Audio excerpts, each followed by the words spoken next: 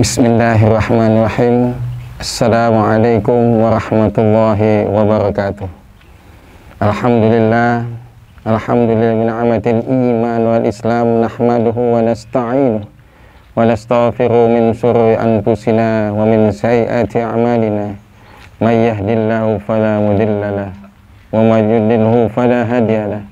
Asyhadu an la ilaha illallah wa asyhadu anna Muhammadar Rasulullah. Allahumma salli ala Sayyidina Muhammad wa ala ali Sayyidina Muhammad. Siapa yang tidak kenal dengan petinju legendaris Muhammad Ali?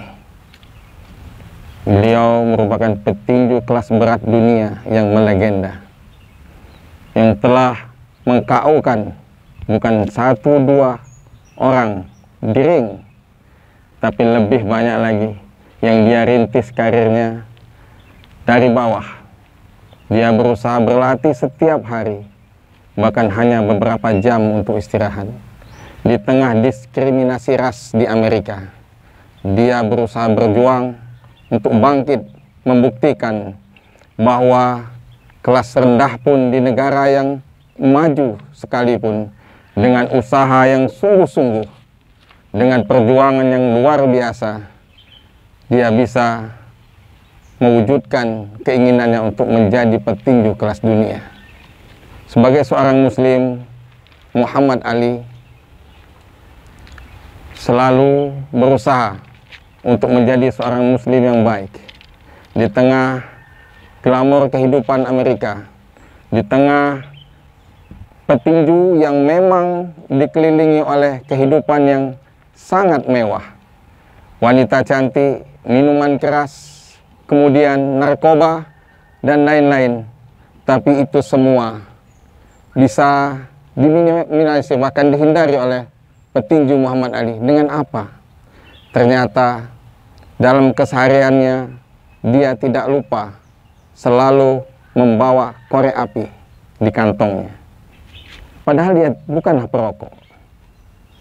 Muhammad Ali, setiap dia digoda atau melihat perbuatan yang mengajak untuk melakukan perbuatan niska, dia akan mengeluarkan korek api itu dari kantongnya.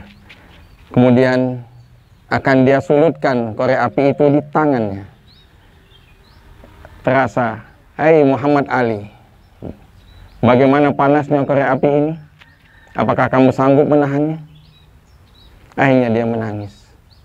Kemudian minuman yang sudah disiapkan di depannya, kemudian wanita yang sudah berada di hadapannya, tidak berani dia jamah. Karena apa?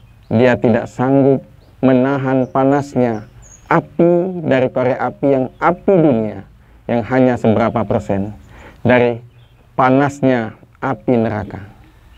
Sehingga setiap kali Muhammad Ali akan melakukan perbuatan yang dilarang, yang diharamkan oleh agama, apalagi akan menyakitkan orang lain, maka dia akan mengeluarkan korek api itu. Dia akan merasakan bagaimana panasnya api dunia sebelum dia merasakan panasnya api neraka. Demikianlah Muhammad Ali yang demikian gagahnya, demikian hebatnya, dia pun tidak dapat menahan panasnya satu korek api yang dihidupkan di telapak tangannya. Bagaimana kita yang keseharian selalu melakukan perbuatan yang kadang-kadang menganggap remeh dari perbuatan dosa? Apakah kita sanggup menahan korek api panas di tangan kita? Apakah kita akan sanggup menahan panasnya api neraka? Tentu tidak. Tetapi kita kadang-kadang tidak sadar, sehingga setiap hari, setiap jam, bahkan setiap saat kita tidak berusaha, bahkan mendekati dan melakukan perbuatan-perbuatan yang dilarang oleh agama.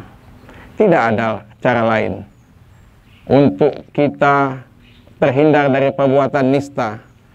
Itu adalah mengingatkan kita, dan mengingatkan yang paling baik adalah menyakitkan tubuh kita. Bagaimana sakitnya, panasnya api yang dihidupkan bagaimana kita nantinya akan merasakan panasnya api neraka. Pasti kita akan berusaha untuk menjadi manusia yang lebih baik, manusia yang bermanfaat, manusia yang berguna bagi sesama. Allah Subhanahu wa Ta'ala telah mengatakan, dan seperti hadis Nabi, khairun nas anfa'uhum linnas, sebaik-baik manusia adalah manusia yang bermanfaat untuk orang lain. Mudah-mudahan di usia umur kita yang kita tidak tahu kapan setiap manusia mendapatkan jatah waktunya, kita selalu akan berusaha untuk meningkatkan iman dan amal soleh kita, serta manfaat untuk sesama manusia. Demikianlah kisah Muhammad Ali dan korek api. Mudah-mudahan menginspirasi kita untuk menghindari dari perbuatan dosa. Wassalamualaikum warahmatullahi wabarakatuh.